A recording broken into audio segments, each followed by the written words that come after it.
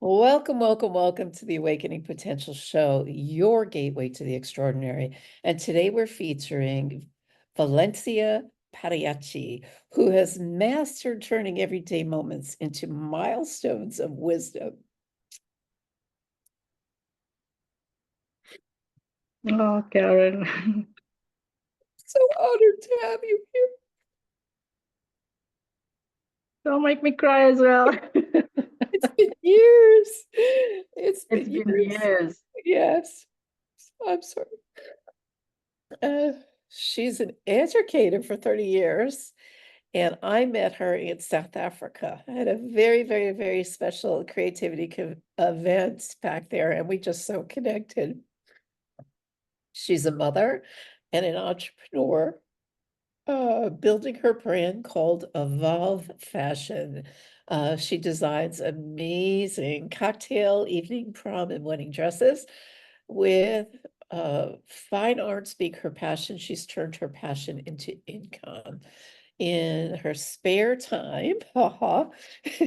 She empowers other women and supports community work as well as sponsors and mentors a young girl in need of a prom dress and all its accessories. So cool.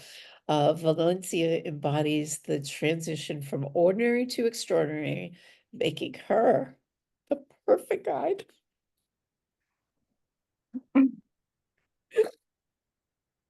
Mhm. Oh, Karen. Think about that time we were so dancing at that conference. I know, right? It was wonderful. It was wonderful. It was such a great experience. Here, you were nervous. I'm not nervous. I am so honored to have you here. So a warm welcome to you, Valencia. Seriously. Thank you very much. I'm the honored one. I can't thank you more for having me on this platform. Yeah. Yeah. You've inspired me over the years greatly. I just, when I met you in South Africa and the circumstances were you and the other teachers were there and we did back to back. It was business at a business education conference down there in South Africa. And I remember you and I connected immediately. But when you started telling me you were with a couple of other teachers at the time and you were Yes. sharing all the challenges you all were having, I remember coming back the next year and going, no, I'm going to make a difference there. And I'm clear I did. But that's neither here nor there. I want to hear your story, right? What got you, like, as growing up as a child, what got you into arts, the arts? Was that something that inspired you or? I can't I think I've been just I was a loner. I'm the middle child of three sisters. Mm. Um, so we were just five, my mother and my father and my three sisters. I was a middle child. I am the middle child. So both my sisters are readers. I don't read. So I was annoyed with them. They in their books and in their books, and I've got nothing to do. So I was always busy. It's either a blockwood puzzle or the drawing. I actually never. It was just the talent. I really didn't think much of it. It's when I went to secondary school when I was in the biology class, and that teacher, everything that lesson we did we had to draw the animal, the grasshopper, or the whatever, and the dove, and the heart, and the whatever. So that to me, if she would say just half a page, no, Valencia had the whole A4, and I drew that whole thing, and that was to me, that I think was the first time that I really enjoyed drawing, but I never thought much of it. And as the years passed, I just did it as a hobby and gave it to gifts for to friends of mine, and that's it. I just always enjoyed drawing, and it just became a gift and gift and gift. And later on, like later, I it's now earning me some money. Oh, that's awesome. I love that. I love that. So what got you into teaching then? And are you teaching art now or what are you teaching and how old are you? No, yeah, I've always been teaching English ever since I've started. And the subjects changed from the time I can imagine 30 years, it's like ages. And when I started, there was a subject called needlework, where, there was a lot of practical subjects that the boys learned how to do woodwork and made tables and furniture and stuff like that. There was like a home economics class as well, where the other girls learned baking and all of that. And then the needlework class where I was there. And that's where everything started. From primary school, actually, I had took that subject. We could choose our subject in high school. I chose that subject. When I studied for teacher, become teacher, it was one of my major subjects to teach it as a subject. So when I started teaching, that was one of my subjects. So I always taught needlework as a subject for girls only up until they finished matric. Yeah, so at the moment, yeah, then the subjects changed. I think for the last 10, 10 to 12 years, there's a subject that's creative arts, which comprises of visual art, Right. drawing, dance, and music. So it depends on your skills as a teacher. Then they would bring the different educators in, like I can't do music to save my life. I would be able to teach about music, notes and stuff. So yeah. Um, so yeah, I'm teaching visual art and drama at the moment. Yes, but it's not on the. I wish I could teach them more because we are dictated by the curriculum as to what to cover, what to teach the children in a year. So I wish I could teach them more. But in between with the group that I have now, there because the children are talented. With the group that I have now, we I create little like competitions or just the admin block of school. In our foyer, there's a wall that we normally put the children's work on. So I would just challenge them and let's do some art and whatever, and then we display it there. Yeah, but I wish I could teach them more what I know because it's very elementary what I'm supposed to teach them according to the curriculum. Nice. So are you teaching in Afrikaans or are you teaching in English now? Now, our medium of instruction is English. We've got a choice of second language and an African language, Tswana, that the children can choose from because they do two subjects. But our our medium of instruction is English. So it's an English school. All subjects are taught in English. Yeah. So then they just depending on the stream they want to follow, they choose the subjects here. Interesting, because when I was down there, the language was beautiful. Of course, there was no rhyme or reason for an American coming there because it didn't sound like our words. So is it something that's very challenging to learn? Uh, what's Yeah, that? English, going from Afrikaans to English or whatever the cultural language is there, is it more challenging because the words don't necessarily sound the same, do they? In English or Afrikaans, or you're speaking specifically about Afrikaans no, Africa. You must remember South Africa's got 11 uh, official languages. Oh, I didn't So realize. yes, Wow. we've got 11. It's just the one everybody understands is English, the common language that everybody understands. So we've got our different Afrikaans is just but one of them.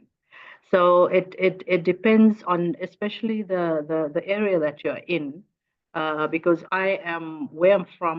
I moved to this area where I'm now at the Northwest. I'm here for longer than almost 23 years now, and here it's predominantly Setswana. It's an African language that they speak here. But obviously, we converse in English if you come across with a different culture because the cultures are different. Also, and then where I'm from the Northern Cape, uh, um, uh, we speak mostly Afrikaans. It's Afrikaans and English also, but Okay. Afrikaans, where here our Africans are are speaking their language, their different ethnical language, and then in the Northern Cape, most of our Africans would speak Afrikaans as well. So that's what I'm saying. The influence of where you are at is also a huge makes a huge difference. In the in KwaZulu Natal, there you would get mostly your Zulu and Xhosas, which Afrikaans, I don't even think would survive. I don't know who speaks Afrikaans that side. So it's not like a language that I would say. It depends where you are. It depends where you are. But it's if you do not understand the language, you don't. It But sounded beautiful to the ear. I just couldn't understand a word of it. It's like when I go, because I guess because I'm also in a culture where there's a lot of Spanish, a lot of the words are very similar. So a lot often you don't know what it is, but you can sort of attempt to figure it out, kind of yeah, thing. yeah, Yeah. yeah. So yeah. No, Afrikaans. Afrikaans is my mother tongue. I grew up Afrikaans, and so to know the language as deep as I do, it will be difficult because there's your spoken language and written language. So obviously, there's a difference. So yeah, Absolutely. no, Afrikaans is difficult, yeah, to get. One of these days I'm going to learn some of the words at least. So I'm curious, what began your brand of Evolve? Evolve, your fashion design, which Wow. I've seen is absolutely exquisite, really pretty. Yeah, I just started as a hobby. People would just ask me, "Can you make a dress for me? Can you make a dress for me?" And yes, and I would just do it for free, and because I would make a dress in one day. Now that age is setting in, it's not one day anymore. So yeah, so it was nothing to me. And then later on, actually, when I came to Mafikeng, where I'm now, um, I was I was inspired by another person who said you should turn this into a business. But the name Evolve, that the name itself to me speaks a lot to growth, because I someone was asking me why not evolution. I said because then it seems like that the process is done. For me, it's a growing thing because I feel that we are continuously growing, no matter how old we are, and there's always something to learn. And for in my clothing, because I would like to structure the Evolve brand as the fashion, the art. I'm a lot into events. I do events as well, um, and uh, and then I wish someday I can enter the interior decorating world as well, because I have a passion for that as well. Yeah, so it would be that, but the evolve thing is we as women we are so used to sticking to what we know, sticking to what we are comfortable, being so hard on ourselves, and I'm speaking to myself as well, on our bodies. So we just want to hide under whichever. So we dress, we are just safe. Go for the same thing. But I always try and challenge the ladies or my clients to say, just give me that 10% room. If they come, then they would come, sorry, with a picture. Can you make this for me? And then I'm just thinking, can I just get in there and design this and this and this and this? Yeah. So I asked them, just give me some room to play. And then normally with a long consultation, what do you like, what you don't like, if you don't want to show your shoulders or whatever. So and then I put them into something that is a little bit out of their comfort zone. But I know because I've asked all the questions, what do they like, what don't they like? I know it will be something that they love. So they are always surprised when they leave that I would never choose this in the shop.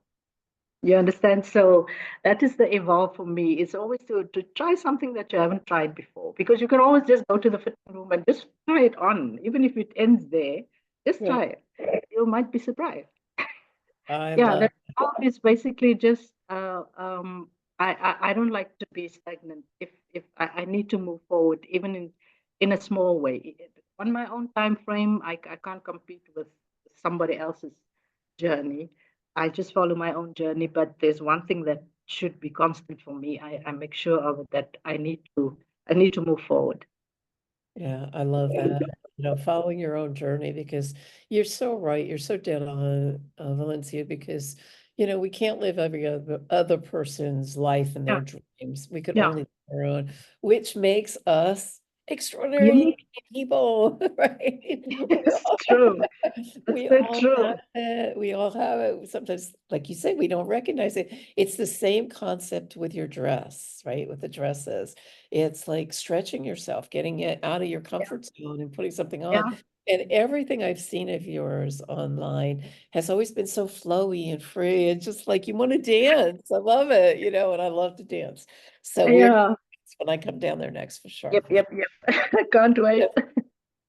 But you have such a great giving heart. You give back to these children in need, these young girls. I just think you're an amazing individual. And, as you evolve, everybody else around you is evolving. I hope so. I Yeah, hope so. I'm trusting. That would be great if that's possible.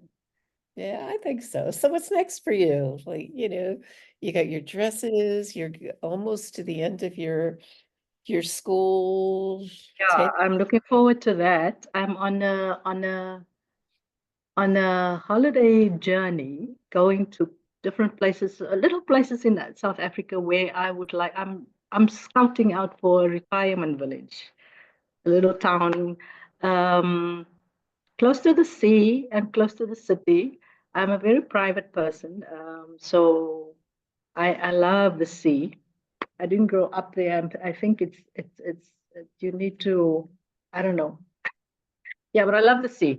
So close to the sea and close enough to a big city. I'm a city girl at heart as well.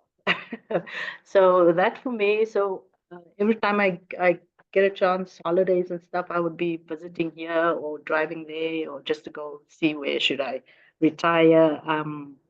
I'm doing whatever I'm renovating my house, doing whatever I want to do. My son is out of the house. It's emptiness. It's just me here at home. Yeah, he's sorted. He's a mechanical engineer in Johannesburg. So yeah, I can't complain. That's that. As far as my career is ending, I can't wait for that. I've done my part. Um, my work ethic is still, keeping me there. I'm still working under the conditions, but I know it's time for me to leave. The artwork, I get a lot of orders now. It's I've been someone just came by the house and they just saw the artwork and they connected me with a furniture store. And those guys, they asked me to make paintings for them and they buy in bulk. So Right. they would buy and then sell them with their markup price, which I don't. I'm not a good salesperson at all. So that worked for me. And then Yes. later on, my clients for the dresses then came, and then one some of them saw the paintings, and then they now started liking these. Or you saw the one I showed you; it's quite big. Um, yeah, so I'm now scaling down to smaller ones because some people like the smaller paintings more. Um, yeah, and then what else? I'm really just looking forward to my retirement. But I don't want to call it a retirement, my new lifestyle. That's the way. A new lifestyle. There you go. I like that one. I love that one.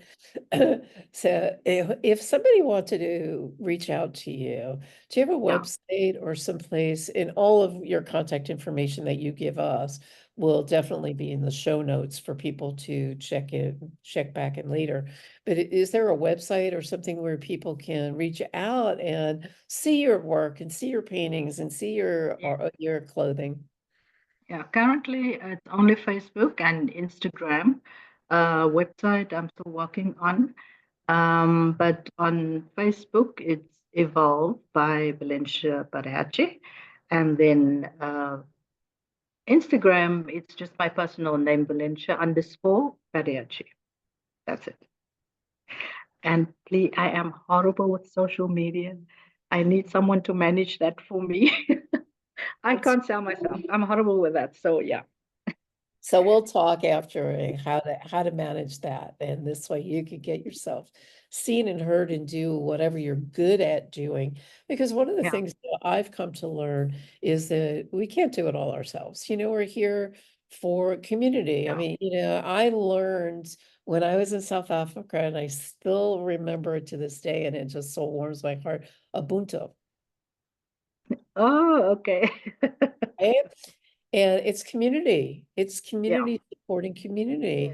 And I Yeah. was blown away when I heard that story of the young children sitting in a circle around the fruit. And, nobody just dives in and takes for themselves. They make sure everybody has something. So Mm. it's the same theoretical concept of you're Yeah. not meant to do it alone. Who do you Mm. know or who might you know that can support you doing your social media, right? There's Yeah. always ways and means, and you and I can brainstorm that later and make it simple for you. Yeah. I'm certainly made it simple for me. I don't do all mine. I do answer all of mine because of the nature of the work that I do. Yeah. I don't let anybody else do that because I'm still Mm. attached to that. But the post graphics and such, I have Yeah. somebody who's very good at artwork. I know me as a creative, I can get lost for hours in Canva. I can get lost for Yeah. hours and I'm not going to get any work done if I keep doing that. So I delegated it to somebody Yeah. else. And that's part of what makes us extraordinary is we're able to get everything out there, still be seen, heard, and noticed, and get your passion out there in the world. Yeah. How And exciting. and and sorry, Karen, I just forgot to say if there would be people from South Africa watching this, I am always, especially where I am, the what I do with a girl, I scout every year because I struggle to find uh girls. If someone if they hear, okay, I make a dress for free, then people would approach me that really doesn't they can afford it, you understand, but I know there are children who really cannot afford it. So I really go out because for me to make a dress and it's my world. So I do it in a heartbeat and with my eyes closed. So I don't mind helping a girl. So I'm there if you know of someone every year. When it's prom time, I can sort of go out. I told you I'm quite private. I'm used to my own company, good company. So yeah, I'm involved now with a group of ladies that approached me to empower women, and I find that it's new ground to me because I'm just used to doing drumming my own drum and do my own thing. To work with other people is a new thing for me. So, but I'm following them. But I know I've always questioned because I get nervous when I always think of I'm blessed with so many talents, and then I'm thinking, I know that if I don't use it, God is going to take it away, and then I get nervous and then I do a little bit of everything what I can do. So then I tend to help people a lot, and then I just discovered, okay, I don't know what my purpose is in life, but I just find myself always in situations where I need to help people. So yeah, so I'm now in that new field where I am assisting where I can, I think, the assistance with those ladies. yeah, I think it's wonderful. And for me, Spirit always tells me it's about giving back because when we give, we get tenfold. And you're doing an amazing job of that. And you've been giving to children for years and years and years. And, that's how we met, as I said earlier. And now you're giving to really, in essence, what I heard from your story of what you're creating with Evolve is you're giving people another aspect of themselves that they didn't see before. Yes, yeah, Right. you And got, right. So, I mean, you're contributing on so many different levels that it's extraordinary for sure. yeah. Yeah. So, if you The want to leave something with the listening audience, what would that word pearls of wisdom? I like to call them pearls of wisdom. What is it that maybe you've learned over your lifetime that you want to leave and give back to others? What would that be? I would say trust yourself, trust your gut to you are enough. You are enough, and the journey that you are on, it might be different than everybody else's. Don't compare yourself to other people. Be in competition with yourself because that is why we have different talents. That's why we are different. because we're not supposed to be like another person or like the other person. You've got your own, you were dealt a set of cards, play that game with Exactly. your cards. But because there's no, I don't think that the minute you start comparing yourself to other people, I think that that is when you lose the plot, because you're now not living your own life. And if you are, like I've been many times in my life, I always find myself, I'm very different than other people, but it never bothered me, because different is not wrong, because it's you're not doing something, you're not breaking the law, you didn't kill anybody by being different. You're just different, and there's nothing wrong with it. I actually call it the special kind, the crazy kind. Yeah, Exactly. yeah. Exactly. I Well, don't know if that is a pearl of wisdom, but I believe in just um, you were born for a reason. There's a reason, so just follow your path. exactly. And those are many, many pearls in that. So thank you. Oh, thank you Much, Carol.